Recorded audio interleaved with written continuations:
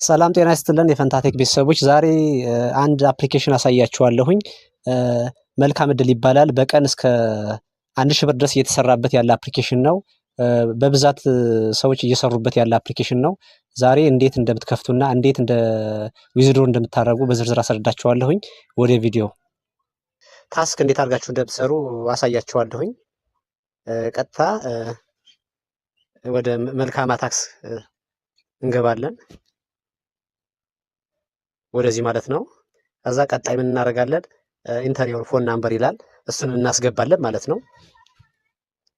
እናስገባለን ስልክ ቁጥራችንን ዋትስአፕ የከፈትንበትን ማለት ነው። ከዛ ስታርት ታስክ እንላለን ማለት ነው። ከዛ ኖቲፊኬሽን ፓናል ይመጣልናል። ከዛ ወደ ዋትስአፓችን እንገባለን ማለት ነው። ከዛ ኮንፈርም የሚለውን እንጫናለን ማለት ነው። ከዛ የተወሰነ እንጠብቅና ከዚህ ጋር ኢንተሪዮር ኮድ የሚለው አለ። እሱንን ኮዱን እናስገባለን። ከዛ የተወሰነ እንጠብቃለን ማለት ነው።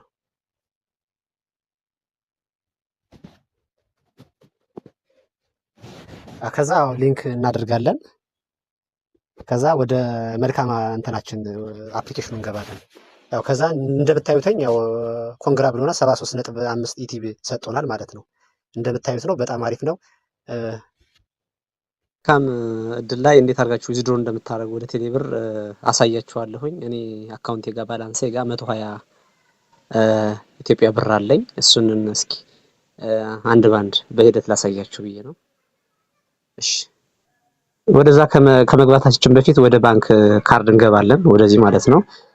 ከዛ አድራሻችንን ወደ ቴሌብር የምንልክበት ስልክ ቁጥርና አድራሻችንን እናስገባለን ማለት ነው። ከዚህ ጋር ኤዲት አካውንት የሚል አለ። ላይን ዋን አለ። ኢትዮጵያ እንላለን። እዚህ ጋር ባንክ የሚል አለ። እዚህ ጋር ቴሌኮም የሚል አለ። ካርድ ናምበር ስልክ ቁጥራችሁ ታስገባላችሁ ማለት ነው። አካውንት ሆልድ እኔ የሚለው ላይ ደግሞ እዚህ ጋር ከታች ማለት ነው ስማችሁን ታስገባላችሁ ማለት ቴሌብር የከፈታችሁበትን ማለት ነው። በዛ መልኩ ካስገባችሁ በኋላ እኔ ያው ቀድሜ ስለሞላሁት ማለት ነው እቺን አስገብታችሁ ቀጥታ ዊዝድሮ ማድረግ ትችላላችሁ ማለት ነው። ይሄ ቀድሞ መሞላት ስላለበት ማለት ነው። እሺ እኔ 120 ብር አለኝ። 16 ብር እዚህ ሆልዲንግ ፊ ያለው ያንን እንትን ብላችሁ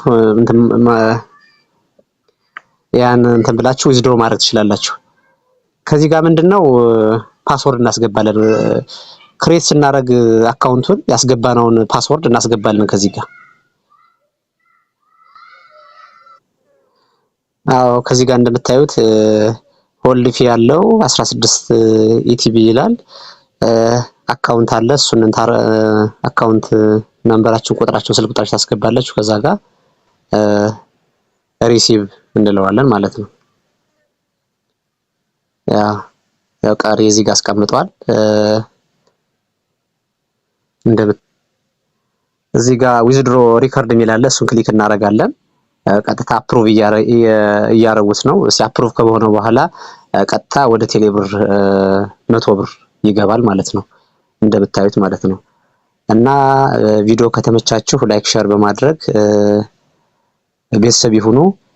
ቀጥታ እንትኑ ብሩ እንደገባ ቴሌብር ላይ አሳያችኋለሁ። እሺ ዊዝድሮ ሪከርድ ይላል። እዚህ ጋር እንገባለን። ያው 100 ብር ያው ኮምፕሊት ብሎልኛል። እስቲ እንደገባና እንዳልገባ ገብተን እስኪ ሜሴጅ ላይ እንየው እስኪ።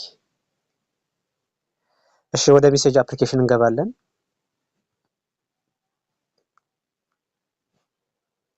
እሺ ከዛ ክሊክ እናደርጋለን። ያው እዚህ ጋር እንደምታዩተኝ ያው 100 ብር ያው አሁን ከደቂቃዎች በፊት ገብቶልኛል እንደምታዩት ማለት ነው። እናንተም በዚህ መልኩ አውጣችሁ መስራት ትችላላችሁ፣ መጠቀም ትችላላችሁ ማለት ነው። እና ላይክ ሰብስክራይብ በማድረግ ቤተሰብ ይሁኑ። እንደምታዩት ነው ማለት ነው። አመሰግናለሁ።